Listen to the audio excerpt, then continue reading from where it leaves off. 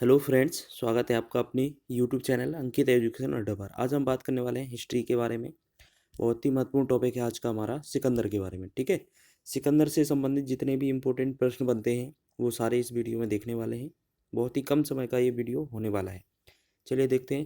पहला पॉइंट बनता है आपका, इस सिकंदर का जन्म 356 ईसा पूर्व में हुआ था। इसके पिता का नाम फिलिप था। ठीक है, आपने देख लिया। और यह मकदूनिया का राजा था।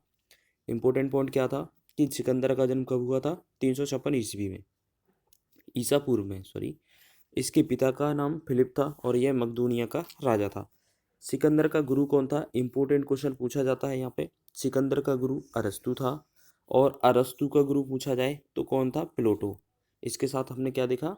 सिकंदर का गुरु अरस्तु, अरस्तु का गुरु प्लेटो, और प्लेटो का गुरु कौन था? सुकरात। ठीक है, तीनों ही गुरु याद रखने हैं, बहुत ही इंपॉर्टेंट है। तीसरा इंपॉर्टेंट है, सिकंदर ने भारत पर आक्रमण कब किया था? तो सिकंदर ने भारत पर 326 ईसा पूर्व में आक्रमण किया था। और इसका सेनापति सेल्यूकस निकेटर था। इसके दो सेनापति थे।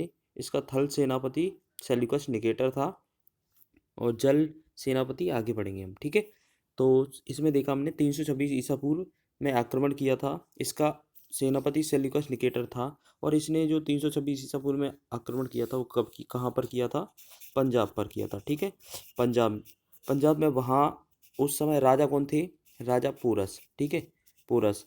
और अगर बात करें इन दोनों के बीच किस नदी के बीच युद्ध हुआ था, तो झेलम के बीच। तो झेलम पर नदी पर हुआ था, यानी कि झेलम की नदी पर हुआ था। तो इसे बितस्ता का युद्ध, हाइडे स्पीच का युद्ध भी जाना जाता है।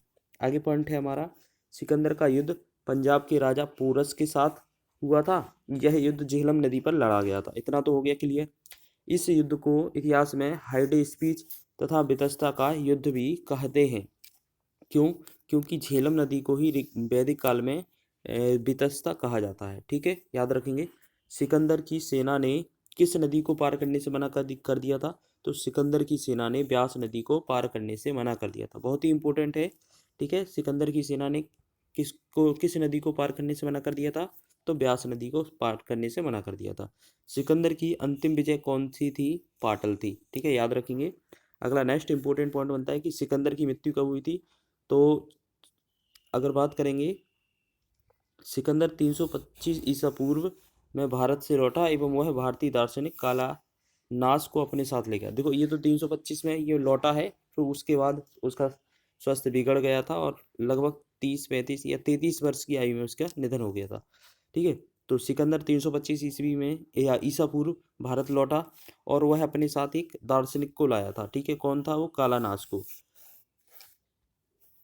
अब नेक्स्ट इंपॉर्टेंट पॉइंट है कि सिकंदर की मृत्यु कब हुई थी? 323 ईसा पूर्व हुई थी। और जब उसकी आयु कितनी थी? 33 वर्ष की हो चुका था वो। तो सिकंदर की मृत्यु 323 ईसा पूर्व। अगला क्वेश्चन है, इसके जल सेनापति का नाम निर्याकस था। अभी आपको बताया था थल सेनापति सेल्यूकस निकेटर और जल सेनापति निर्याकस, दो इसके सेनापति थे। तथा इसके प्रिय घोड़े का नाम, जो निर्याकस था, इसके प्रिय घोड़े का नाम क्या था? बहुकेफला। इसी के नाम पर सिकंदर ने झेलम नदी के किनारे एक नगर भी बसाया था। ठीक है, याद रखेंगे। अभी आपसे पूछा था किस नदी को पार करने से मना कर दिया था सिकंदर की सेना ने?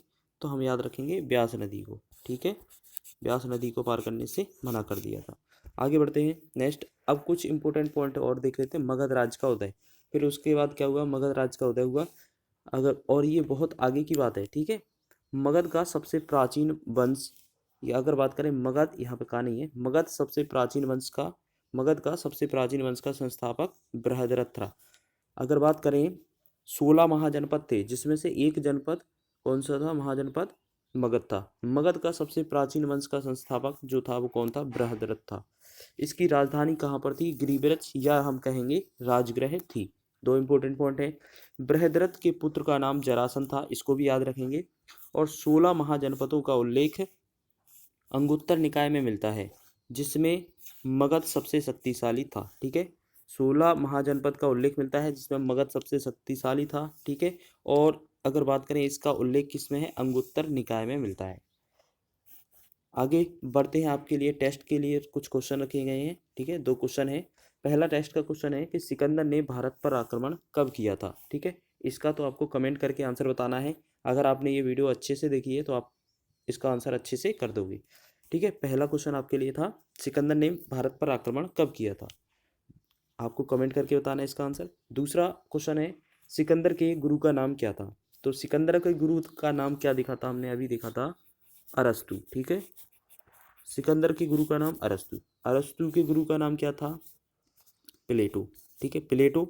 और प्लेटो के हमने आगे पढ़ा था, प्लेटो के गुरु का नाम था सुकरात। ठीक है, ये सारे नाम हम याद रखेंगे, बहुत ही इंपॉर्टेंट है। तो अभी सिकंदर का पूछा था, तो सिकंदर का गुरु कौन था? अरस्तु। ऑप्शन नंबर थर्ड हमारा आंसर होगा।